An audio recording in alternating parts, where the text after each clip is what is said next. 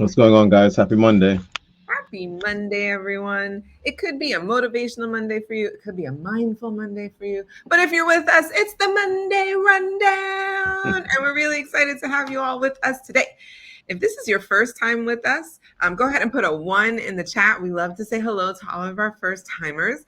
And on Yeah, the Monday Rundown, we love to talk about all the things that we don't get to talk about on our Wednesday shows. You guys keep bringing us really great questions. Keep them coming. And we love to, tap into content creators, other thought leaders out there about the same topics and then learn together about new and amazing things that could impact our lives and help us on this journey that we call life. absolutely. So today's definitely going to be a fun topic. I like when we get into the topics of emotions. Yes. Could our repressed emotions be affecting our health? Great Hmm. question. Yeah. I love this question.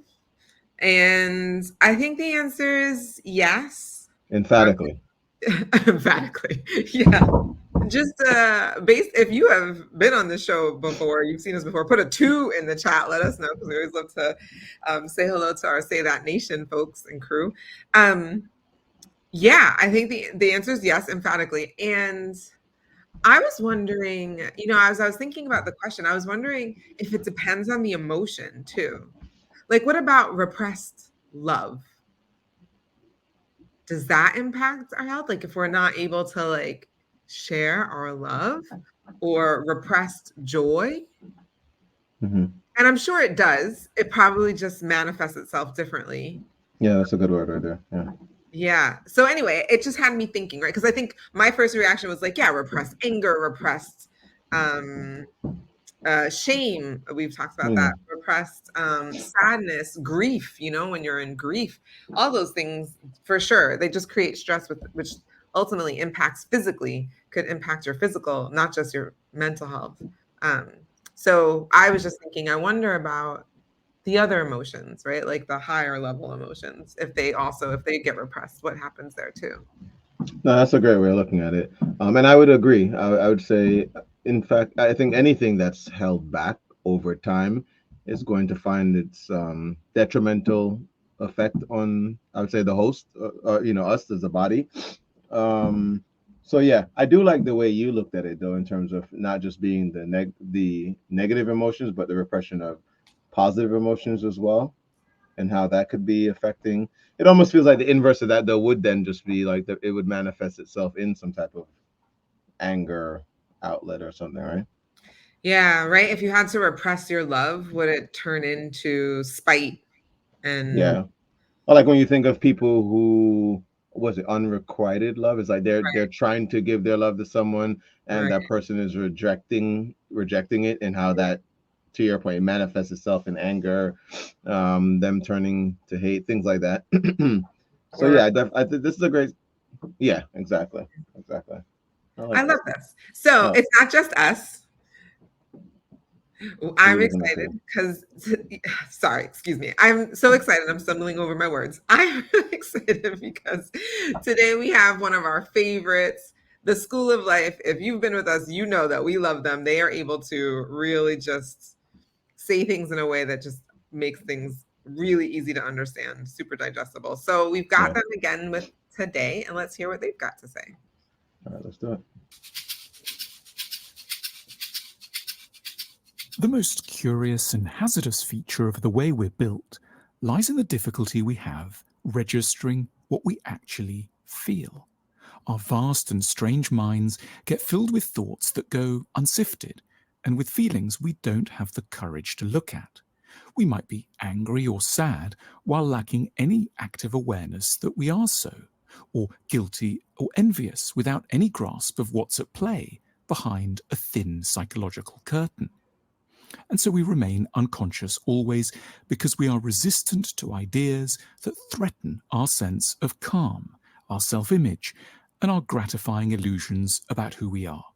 We surely can't be angry because we're kind people who couldn't feel negatively about a beloved elderly relative, or we can't be sad at not being invited to the party because we don't care about trivial social matters. And it isn't possible that we're envious because we aren't people to covet others' advantages. While the greatest share of our mental apparatus privileges forgetting over understanding, we do nevertheless have a conscience. There's a part of us that wants the truth, however bitter it might be. A minor part, but a notoriously insistent and ingenious part that won't leave us in peace until its case has been heard. It will, in order to stir us from our reverie, give us all manner of problems, breakdowns, illnesses, twitches, compulsions, in the hope of letting us know that there is something we would benefit from reckoning with. Mm.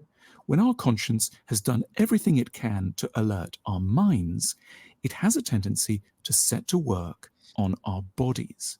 More specifically, it forces us to feel, in the form of a symptom, what we haven't felt outright as an idea or insight. Mm. Lack of awareness returns to haunt us as physical ailments. Mm. If our intellect won't look at our anger, the feeling may be sent to dwell in our lower back. If our anxiety isn't being dealt with psychologically, it may be relegated to our gut.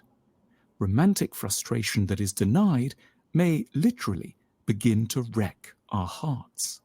Our unfelt feelings end up as back pain, constipation, insomnia, migraines, and arrhythmias. However well-meaning they might be, doctors seldom know to ask the right questions. They picture themselves fixing material problems caused by material malfunctions. Not that it might be an ex-partner who has broken our kidney, or a stifled rage against our father that's freezing up our vertebrae. We need to do the work ourselves. In order to spare our bodies some of their mute agonies, we should submit them to a curious-sounding exercise. With our eyes closed, probably while we're lying in bed, we should pass over our different organs and zones and ask, if this could speak, what might it want to tell me? What might the heart ask for, the legs, the shoulders, the stomach? Our minds are probably better able to think of answers than we might presume. It could be surprisingly clear, once we ask the question, that our shoulders are desperate for the relationship to end, that our stomachs want us to take on less responsibility, that our hearts want a chance to say sorry, that our rib cage has had enough of pretending it's happy, and that our lungs need an opportunity to scream. Many of our bodily ailments are ultimately mute forms of revenge for all the thoughts and feelings we have so carefully been refusing to entertain. We will feel so much better in our bodies once we have repatriated our concerns to our minds, once we have reversed the process of forgetting and dared to see and endure what we've been in flight from for too long. They never fail. This was great. Really just bringing, again, extremely eloquent in explaining what we were saying earlier, that 100% your emotions impact your body, or repressed emotions, excuse me, impact your body. I like the way that they made it like there's like a forgetting, like, oh, let's just forget this emotion, right? And like, or you try to pretend like it's not there, because like, how could I possibly be angry at my grandmother, right? Like, I'm not supposed to, I'm a good person. I don't get angry at elderly people, but like you are. But you try to forget it, right? And then versus an understanding of like, I think I am angry at granny. and just like allowing that to be and exist, right? So that way it doesn't impact your body. But I thought that was really great. They explained it really well. Some of the things that jumped out to me was we read. Oh my God, the book. I had it when those videos going. Letting go. Thank you. And it was essentially talking about how all disease is this idea of dis-ease. It's some emotional not imbalance. That's the poor choice of words, but it's connected to some level, on some level, to the emotions, and the emotional. What was the graph referred to as?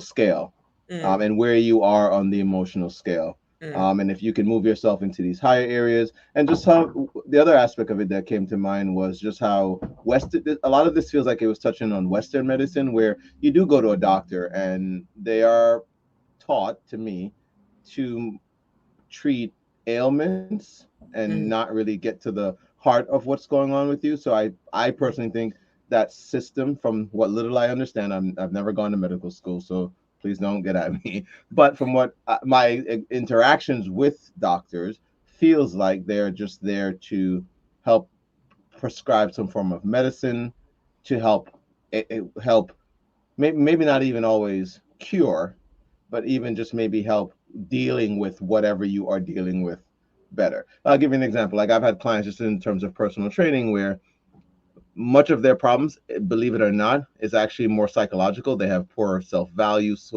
poor self-worth. It is tied to maybe their lack of movement, but a lot of those things are also tied to their lack of self-worth, because if they felt better about themselves, they'd do more things, like just little things like that. And you'll find that it tends to, people may start out in the gym, but what they're really working on is just that self-confidence, and then they start talking to themselves better, and then they find, yeah, the exercise helped, but it was just the way they started to see themselves. That's what made a lot of the health improvements that, they found that happened in their life. Well, my blood pressure went down. Yeah, you started eating better. Yeah, you started working out, but as a whole, you started seeing yourself better, mm. and you got your emotions got themselves in better check. And I know that there are a lot of things chemically that, but we do find ourselves in a society where we are ingesting a lot of things that often aren't conducive to, I think, a lot of the lifestyles we would like to have. You know Yeah, what I mean? I love that. So I know that a lot of that plays into it too. But yeah, Yeah, I think, and I love the example you gave. I think that's a really useful example of people trying to deal with the physical things, but it's the stem, it's the root of it, right? The root cause is the emotional part. And you're right, doctors in Western medicine are taught to deal with symptoms, not with the root cause. yeah. Because in a No, I lot of mean, just Western medicine, they haven't been trained to identify yeah, emotion as emotional things. Yeah. as the cause. Yeah. So, Like, again, to even that, when you look at some, like, they'll look at case studies in terms of fitness and different training regimens, and they have just found there's tons of studies where people who, just in certain placebo, or in blind studies, they've been given certain placebos, just mental things they're being told, and how, hey, this pill does this. Their belief in that, and how the other group, nothing, they weren't giving anything, but the group that was given the placebo seems to have done the same amount of work, but they have better results. And again, you can look to, but in most cases, you're asking, well, what's the difference? And it is our mindset towards things, our belief in things, what makes a difference. So something that may work for Janelle, some people now, and I think we talk about this as an overarching, I think, arc of just a lot of our conversations. What Janelle tells herself about something is what's going to make the difference. But if you may go to copy what Janelle does, it may not work for you if you don't have that belief, mm, you know? mm. So I do like that when it comes to our overall health. I think we finding your, I don't know how to say this, because like finding your own way, obviously you have to still build off of what other people have kind of gone before you and done. But I think you do have to find your own way, and it's okay to try out what other people have done and see if it works. It may work for you, it may not work for you, but like I think that's what we're all That's doing. what We're I'm saying. Yeah, yeah, yeah. There you go. trying to figure it out. It makes sense. But guys, look, we can't be the only ones who have strong feelings or opinions or reactions to the video that we just saw. So please go ahead and put all of the above down in the comments. Say We love that. to hear it. We'd love to hear what you've got to say. But until we see you on next week, Monday, as always, remember that you deserve the good life. Say that. Say that. We'll see you guys. Enjoy the week.